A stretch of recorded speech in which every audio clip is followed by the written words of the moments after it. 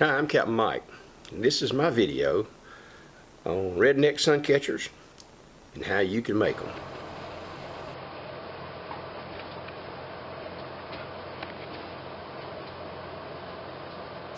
Well, it looks like somebody's going to make another video on those pesky wine bottles and beer bottles and what you can do with them. In this case, we're going to make Redneck Suncatchers. Now, I think they're really neat, and you don't need much except a kiln, and you can make absolutely all kinds of really neat bottles. So now I'm going to show you how I do it, and we're going to explore a few of the possibilities for getting a little artsy on this. The very first thing that you're going to need is some wine bottles, beer bottles, or soda bottles. It all comes down to color and availability. I get most of my bottles from the recycling center here in town, but you may have another source. They come in a lot of colors. Blue is always a favorite, but wine bottles will come in usually in blue, amber, green, and clear. Might be some more colors out there somewhere, I'm not real sure.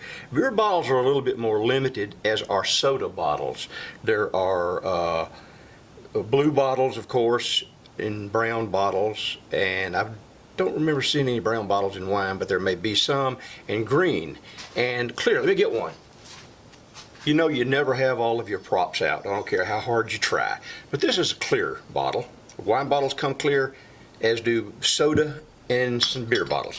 So that's the first thing you're going to do, is source your bottles, wash them inside and out, let them dry completely, and then you're ready to assemble all the tools you're going to need to flatten these things out and make sun catchers. As I mentioned just a little bit earlier in this video, you're going to need a kiln to do this. A glass kiln will do. If you have a regular ceramic kiln, that will work. You just need to program it to do glass, because you want it to slump and you don't want it to crack. And by program, I mean you really need a kiln with a computer. I have done it without the computer, but it's a pain in the rear end, and I don't really advise it unless you have no other way of doing it. But if you have a kiln, program your kiln for a full slump, and it's ready to go. The next thing you're going to need, of course, is your kiln shelf. And I start off by making sure I've got this one not necessarily, but this one's got to have a good coat of kiln wash. Then I use kiln paper and place it back in your kiln. That's all you need to do. You don't need any forms or anything. The kiln paper and the kiln wash will protect the shelf. The next thing you're going to need is, you're going to have to, well, actually, you just need to make this decision. And that is, are you going to drill a hole in your bottle when you get it slumped like this to put a cord through, or do you want to put a piece of wire in it like this to hang it with? Now, if you choose the wire option, you'll take your bottle, you'll place it down, and you'll bend your wire. This is heat-proof wire. It's the wire that'll take the heat, specially made for kilns. You'll put it like that, and when you fire it, the piece of wire will be inside and it won't come out. And that'll be one way to do it. The other way that I do it, and this way I do it now, I did the wire thing earlier, but nowadays I just take my trusty Dremel with a little diamond core bit, and I drill my holes right through them just like that. And it doesn't take me just a minute to do it with that, and that's my preferred way, but either way works. Now, to form your wire, you're going to, of course, need a pair of pliers. But really, that is all the tools that you're going to need. And then, of course, depending on what you want to do, here's a little tip. Normally, you'll start off just slumping bottles. Okay. Now, every once in a while, these bottles want to roll around.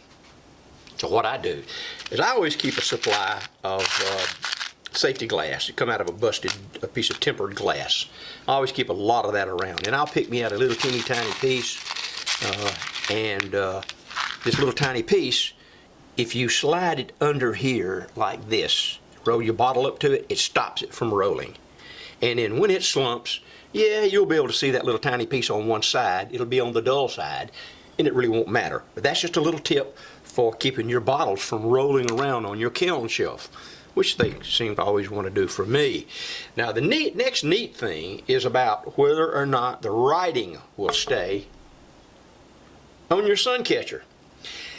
I have a couple of examples. The Sprite seems to stay pretty good if you use a drink bottle. It has got to do with how the logo is printed. This one is printed on a piece of what looks like plastic. Will it stay on this? I don't know. I've never fired a Cool Mountain Cream soda bottle before. It might. I would say it probably would, because this is a Bud Light bottle, and it has a similar plastic logo stuck to the bottle. And I've did several of these, and they stay. So if you wanted to do that, then you just take your bottle and lay it with that up and see how it wants to roll. Depending on how it wants to roll, you stick your little pieces of glass in there and get it squared up, and fire it away. That's it. It will fire with this on it. Maybe. Have to try it. That's one of those things you just have to try. Bud Light's the same way. They make nice green blue bottles. You just stick it like that, fire it down. This part usually, the bottom usually will fold over. It has on 100% of the bottles I've done. Don't take my word for it. You may be the first one and it falls the other way. But it usually falls that way, as you can see.